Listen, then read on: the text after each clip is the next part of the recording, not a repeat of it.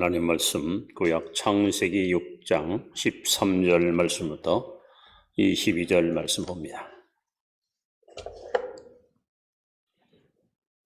구약 성경 7페이지입니다. 창세기 6장 13절부터 교독합니다. 하나님이 노아에게 이르시되 모든 혀기는 자의 포악함이 땅에 가득하므로 그 끝날이 내 앞에 이르렀으니 내가 그들을 땅과 함께 멸하리라.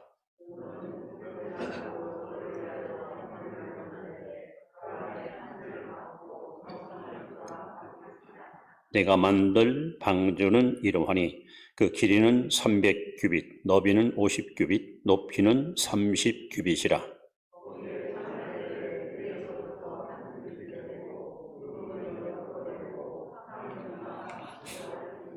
내가 홍수를 땅에 일으켜 무릇 생명의 기운이 있는 모든 육체를 천하에서 멸절하리니 땅에 있는 것들이 다 죽으리라.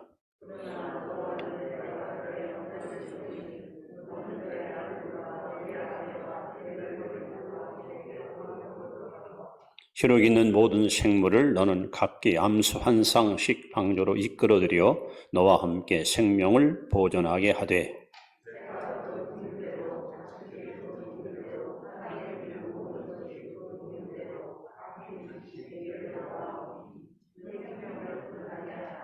너는 먹을 모든 양식을 네게로 가져다가 저축하라. 이것이 너와 그들의 먹을 것이 되리라.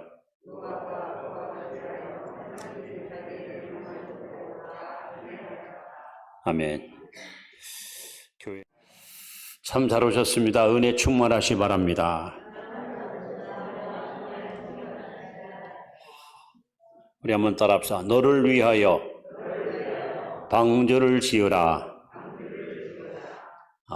굉장히 중요한 역사적인 메시지를 여러분 앞에 오늘 증거하려고 합니다. 하나님이 가지고 계신 최고의 목적, 하나님의 하시고자 하는 최고의 목표, 대천국 완성입니다. 천국 완성을 이루기 위해서 하나님은 먼저 우리가 볼 수 없는 영광스러운 천국을 지으셨고, 그 후에 우리가 살고 있는 이 우주 만물을 창조하셨습니다. 그리고 하나님이 맨 마지막 날 사람을 지으시고 창세기 1장 28절에 그들에게 복을 주시며 가라사대 생육하고 번성하여 땅에 충만하라. 이것이 이 땅에 하나님이 인간을 지으신 가장 중요한 이유, 생육하고 번성해서 천국의 숫자가 다 차면 그들을 부활시켜서 그들을 천국으로 이끌어서 하늘나라 완성시킬 목적으로 하나님은 우리 인간 그리고 천지 만물을 창조하셨습니다. 하나님이 만물을 창조한 후에 하나님의 그 표정, 하나님의 그 마음이 창세기 1장 마지막 절에 31절에 이렇게 써 있습니다. 보시기에 사람을 지으시고 만물을 지으시고 보시기에 심히 좋았더라. 하나님이 당신이 지으신 인간과 만물을 바라보시고 너무너무 기뻐하시고 너무너무 만족하셨습니다. 보시기에 심히 좋았더라. 그런데 창세기 6장으로 넘어가면 창세기 6장 6절에 하나님이 사람을 지으신 것을 한탄하셨습니다. 탄식하셨습니다. 내가 왜 사람을 지었을까? 하나님이 탄식하십니다. 그리고 이 노아 시대의 두 가지 죄악 때문에 하나님은 더 이상 이 땅에 생존한 인생들을 차마 눈뜨고 볼 수 없어서 홍수로 모조리 쓸어버리겠다고 하나님은 중대한 결심을 선포하셨습니다. 그 당시 하나님이 가장 미워했던 두 가지 죄악이 뭘까? 11절에 보시면 그때 온 땅이 하나님 앞에 부패하여 포악함이 땅에 가득한지라. 여기 보면 두 가지 단어가 나옵니다. 하나는 부패, 또 하나는 포악. 이 부패는 성적 타락, 포악은 바로 폭력. 이 두 가지 죄가 하나님의 노여움을 촉발시켰고 하나님께서는 분명히 말씀합니다. 13절 하반절에 보시면 내가 그들을 땅과 함께 멸하리라.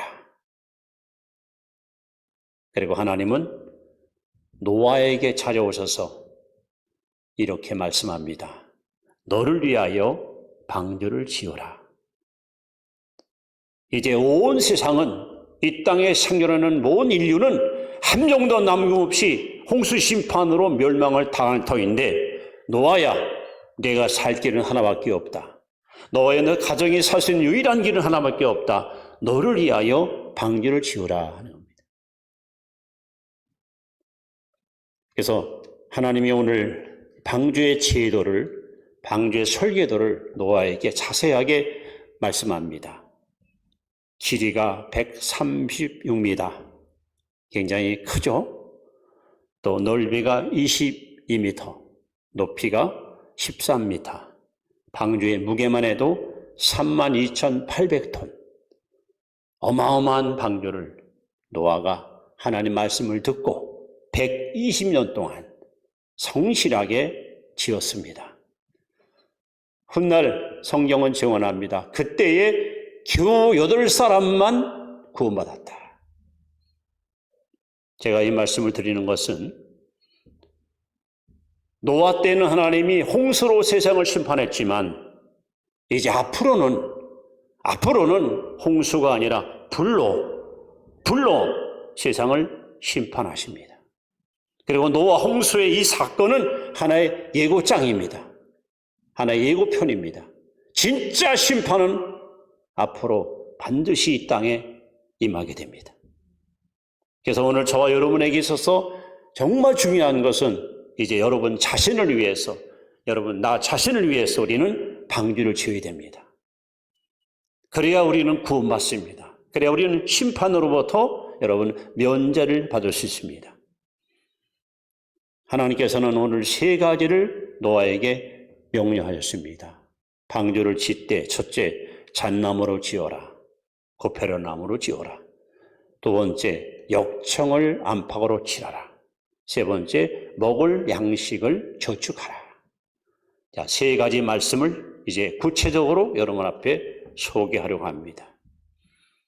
방주를 짓는데 첫째 어떻게 지어라? 오늘 말씀 13절에 보시면 14절에 보시면 하나님께서 말씀하십니다. 자, 14절 말씀을 우리 다시 한번 읽도록 하겠습니다. 자, 시작. 너는 고페로 나무로 너를 위하여 방주를 만들되 그 안에 칸틀을 막고 역청을 그 안팎에 칠하라. 하나님 첫 번째 하실 말씀은 너를 위하여 고페로 나무, 잣나무로 방주를 지어라 하십니다. 여러분, 나무의 종류가 수백, 수천 가지가 됩니다. 근데 하나님이 하필이면 왜 잣나무라고 나무를 지명했을까요?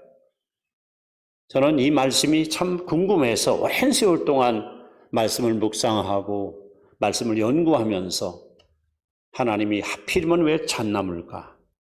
여러분, 잣나무는 구하기가 쉽습니다. 그 조직이 단단하고 방수 효과가 뛰어난 나무입니다. 그래서 이 나무를 가지고 이제 선박, 배를 지을 때 많이 사용하고 이집트에서는 그 미라 있죠. 시체를 보관하는데 사용하는 나무입니다. 이 잣나무는 강인하고 추위를 잘 견딥니다. 영하의 날씨에도 얼어 죽지 않고 튼튼하게 잘 자라는 특성이 있습니다. 무엇보다 이 잣나무의 특징은 사시사철 상록수예요. 푸르릅니다. 하나님이 오늘 저와 여러분에게 내가 원하는 신앙인은 바로 상록수와 같은 신앙이다. 내 인생의 봄, 여름, 가을, 겨울, 유년 시절과 소년 시절과 장년 시절과 노년 시절이 찾아올 거예요. 그런데 어릴 때나 늙을 때나 가난할 때나 부유할 때나 병약할 때나 건강할 때나 하나님은 한결같은 믿음, 변치 않는 신앙인, 지조 있는 성도, 잣나무처럼 사시사철 푸르름 상록수와 같이 그런 절개 있는 신앙을 우리에게 원하십니다. 지금 얼마나 많은 사람들이 믿음의 대열에서 이탈하고 있습니다. 환경과 상황에 따라 신앙의 변질성을 그들은 보여주고 살아갑니다. 가난하고 힘들 때 그렇게 하나님을 의지하고 매달렸던 신앙의 그 뜨거운 열정들이 여유가 생기고 풍요로우니까 게으름이, 나태함이 신앙을 타락시켜서 거들먹거리고 신앙생활에 열심히 불을 꺼진 사람들이 많습니다. 하나님께서 우리에게 요구하시는 신앙의 진정한 모습은 바로 상록수, 봄, 여름, 가을, 겨울 내 인생에 고난이 오건 아니면 내 인생이 순탄하건 하나님을 섬기는 이 믿음만큼은 절대로 변질되지 않고 절대로 변하지 않고 한결같이 초지일관 신본주의 신앙으로 살아가기를 하나님 원하십니다. 그래서 노아는 120년 동안 하나님께 처음 음성을 들을 때부터 방주를 말칠 때까지 또 그가 방주를 지은 이후에 600세까지 그는 초지일관 한결같이 상록수처럼 잣나무처럼 푸르른 신앙의 절개를 지키고 살았습니다. 저는 특별히 TV 프로를 좋아하는 건 별로 없는데 사극은 가끔 봅니다. 역사 공부가 되기 때문에. 요즘 주말 사극 KBS 1방송에 나오는 태종 이방원 제가 열심히 지금 보고 있습니다. 우리 조상 이야기이기 때문에. 이성계가 새로운 나라를 개국할 때에 고려의 마지막 충신이었던 포은 정몽주, 이 정몽주를 어떻게든지 네 사람 만들어 보려고 어떻게든지 같이 개국에 동참시키려고 많은 노력 혹은 많은 여러 가지 수고를 아끼지 않았습니다. 그래서 태종 이방원이 바로 이 포은 정몽주에게 아주 아름다운 시 한 편을 이렇게 보내줍니다. 하여가라는 시죠. 하여가. 이런들 어떠하리 저런들 어떠하리 만수상 드렁치기 얽혀진들 어떠하리 우리도 이같이 얽혀 100년까지 누리리라. 우리 서로 경쟁하지 말고 서로 적대하지 말고 같이 엉켜서 함께 삽시다. 함께 행복한 나라를 만들어 봅시다. 그러면서 회유를 하고 그렇게 제안을 하지요. 그때 충성스러운 정몽주는 단심가라는 시로 답변을 합니다. 이 몸이 죽고 주고 100번 고쳐주고 백골이 진토되어 넋이라도 잊고 없고 임향한 일편단심 가실 길이 있으랴. 자, 일국의 충신도 자기의 왕을 위해서 목숨을 걸고 신앙의 절개를 지키고 충신의 의를 지켰습니다. 하물며 우리는 만왕의 왕 대신 예수 그리스도로 말미암아 구원받은 하나님의 백성입니다. 그런 저와 여러분이 어찌 우리의 구원자이신 주님을 배신하고 세상을 사랑하고 쾌락을 사랑하고 돈을 사랑하고 우리의 마음이 변절이 생겨서 신앙의 절개를 잃어버리면 아니된 거 아닙니까? 이사야 26장 3절에도 주께서 심지가 견고한 자를 평강에서 평강으로 지키시나니 이는 저가 여호와를 의뢰함이라. 하나님은 심지가 견고한 신앙인을 원하십니다. 에베소 6장 24절에도 우리 주 예수 그리스도를 변함없이 살아가는 모든 자들에게 은혜가 있을지어다. 여러분, 변함없이 한결같이 절개 있는 신앙, 잣나무와 같이 푸르른 신앙, 퇴색하지 않고 계절 따라 바뀌지 않고 초지일관 주님만 신뢰하는 신앙.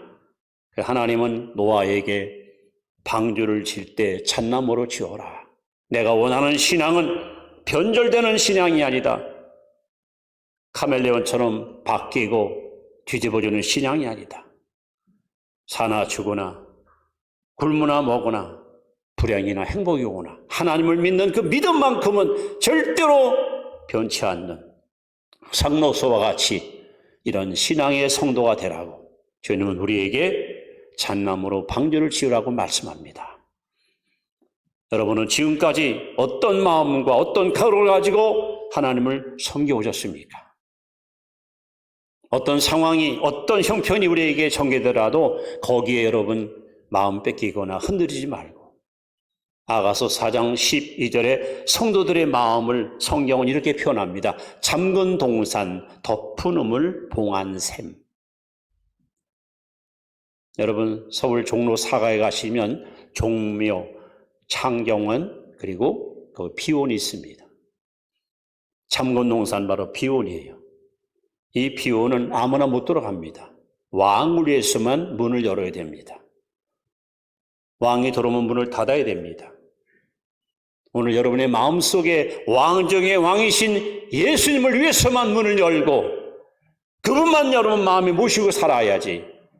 우리 마음속에 잡상인들이 들락날락거리면 여러분 영적으로 다 우리가 오염됩니다. 변질됩니다. 세속에 물들어 버립니다. 순결성을 잃어버립니다. 진실성이 여러분 상실됩니다.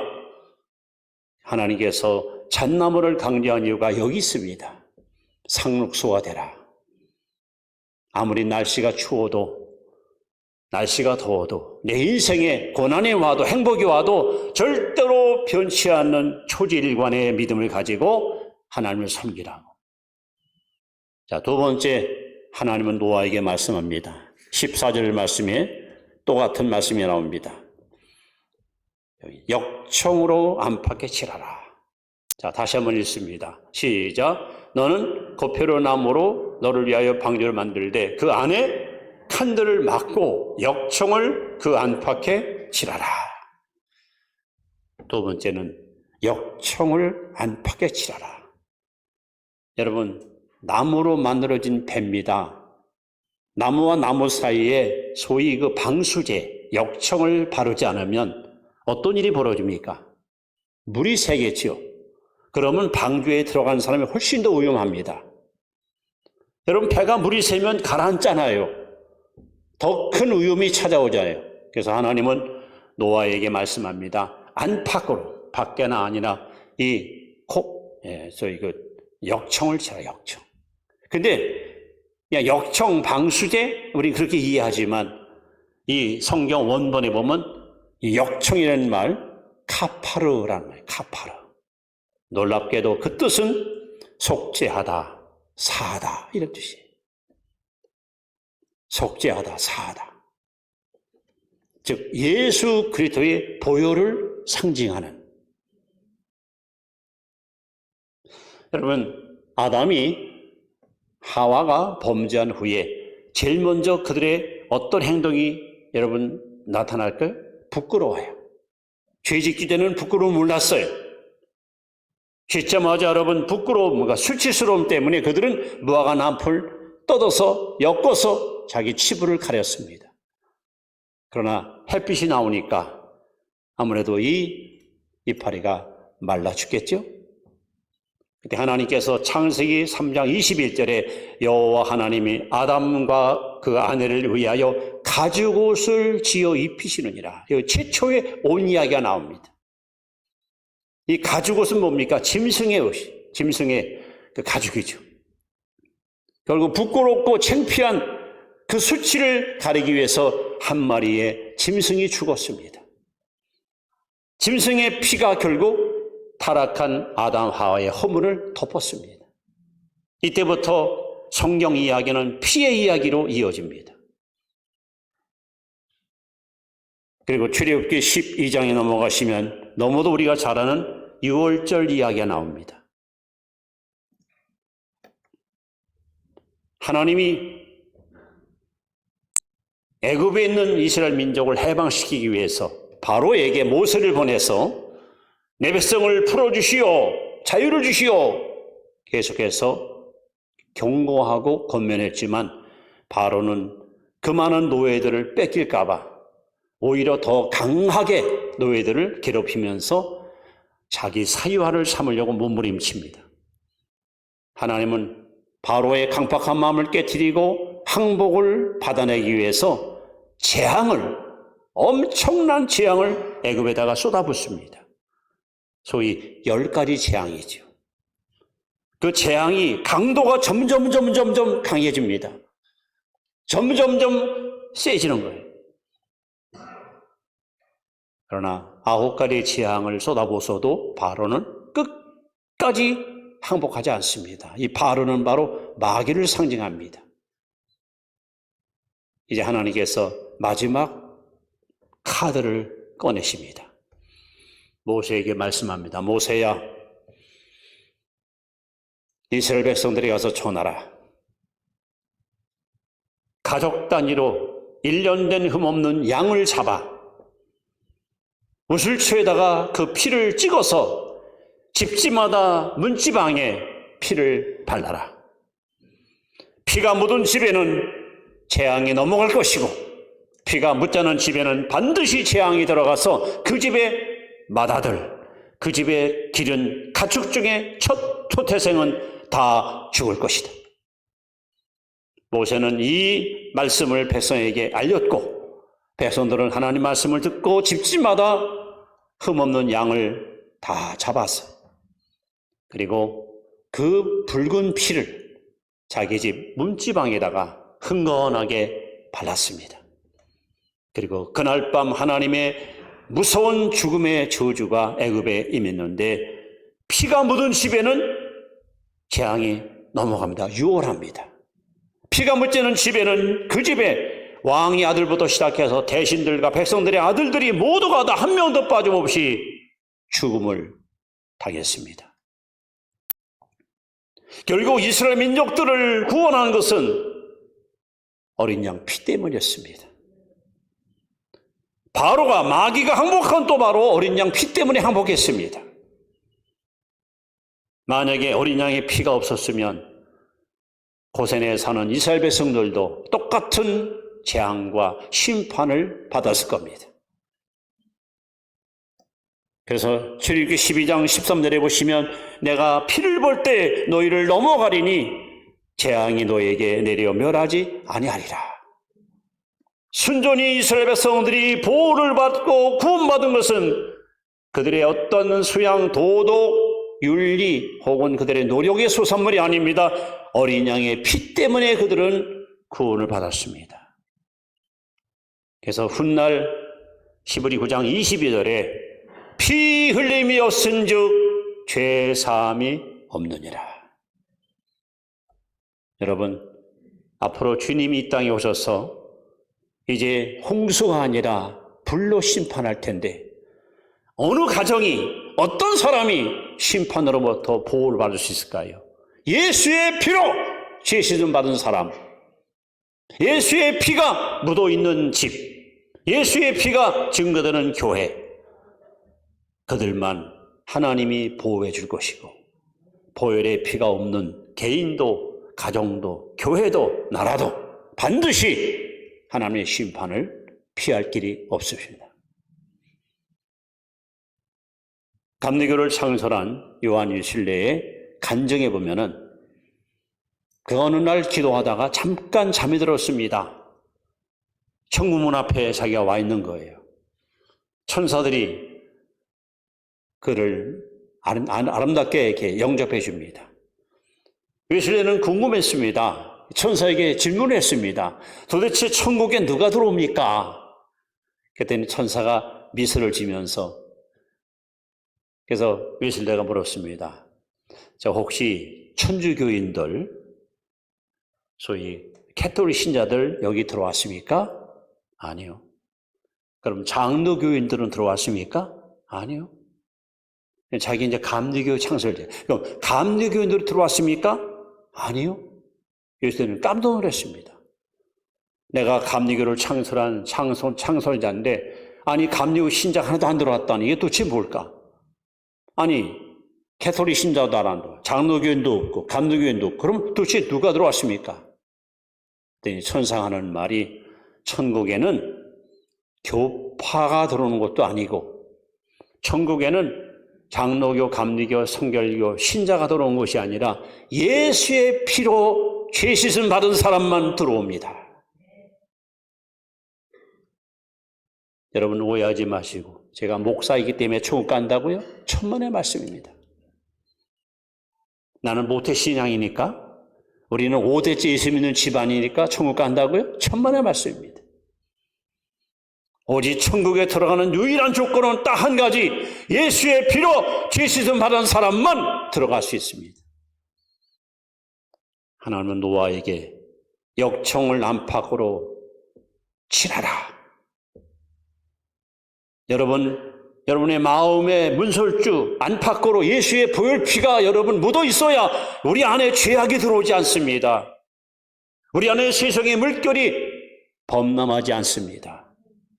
그 피가 묻은 사람만 신앙의 순결을 지키고 신앙의 정조를 보호할 수 있습니다. 그래서 하나님은 노아에게 역청을 안팎으로 칠하라.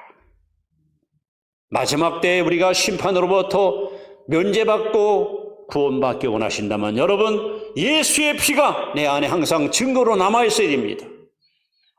누가 와서 내게 묻습니다. 당신 구원 받았습니까? 받았습니다. 어떻게 받았습니까? 십자가의 피가 내 죄를 사하셨습니다. 십자가 피가 내 죄를 눈처럼 양초처럼 깨끗이 씻어 주었습니다. 그래서 카파르, 역청이라는 말은 바로 속죄하다, 사하다 이런 뜻입니다. 자, 세 번째, 하나님은 노아에게 방주를 지으라 하시면서 오늘 21절에 이렇게 말씀합니다. 자, 한번 같이 읽습니다. 시작. 너는 먹을 모든 양식을 예로 가져다가 저축하라. 이것이 너와 그들의 먹을 것이 되리라. 방주에 들어가면 이제 비가 옵니다. 40일 동안 막 비가 쏟아져요. 온 천지가 와요. 그냥 물바다입니다. 밖에 나가야 먹을 걸 아무것도 구할 수 없습니다. 이제 그들이 살 길은 오직 방주에다가 양식을 저축하는 밖에 없습니다. 먹을 양식을 저축하라. 만약에 양식을 넉넉하게 저축하지 못하면 방주에 들어가서 그들은 굶어 죽을 수 있습니다. 여러분, 우리는 시대의 흐름을 정확히 꿰찰 수 있는 안목을 가져야 됩니다. 지금이 어느 때일까요? 성경의 때에 대해서 많이 하나님 말씀하는데, 첫째는 고린도후서 6장 2절에 보시면 지금은 바로 은혜 받을 때입니다. 지금은 은혜 받을 때예요. 그러니까 하나님이 지금 제한 없이, 한량 없이 저와 여러분에게 은혜를 막 부어주십니다. 그러나 언제까지나 은혜를 주지 않습니다. 이 때가 있는 거예요. 때가 이제 지나가면 다시는 여러분 기회가 오지 않습니다. 또 이사야서 55장 6절에 보시면 지금은 어느 때입니까? 여호와를 만날 때입니다. 여러분, 우리가 누구를 만날 때 반가운 사람도 있고 또 언짢은 사람도 있을 거예요. 그러나 우리 예수 믿는 사람들을 하나님 만나는 바로 이 자리가 그 자리 아닙니까? 우리가 하나님 만날 때 하나님께서 기다리는 곳으로 달려와야 됩니다. 또 지금은 어때입니까? 로마서 11장 25절에 보시면 이방인의 충만한 수가 찰 때, 여러분 무슨 말씀입니까? 예수님이 이스라엘 땅에 오셨습니다. 그런데 그들은 예수님을 배척했습니다. 아니 십자가에 죽였습니다. 그리고 스스로 저주를 자초했습니다. 결국 하나님은 이 바울을 세워서 이스라엘 백성을 놔두고 이방 나라의 복음을 전하여 이 복음이 예루살렘에서 저 안디옥에서 노마로, 노마에서 소바나로, 포르투갈, 스페인으로, 그 다음에 영국으로, 그 다음에 미국으로, 그리고 1885년 4월 5일 날 한국으로 복음이 이렇게 흘러왔습니다. 그래서 지금은 어느 때냐? 이방인의 때예요.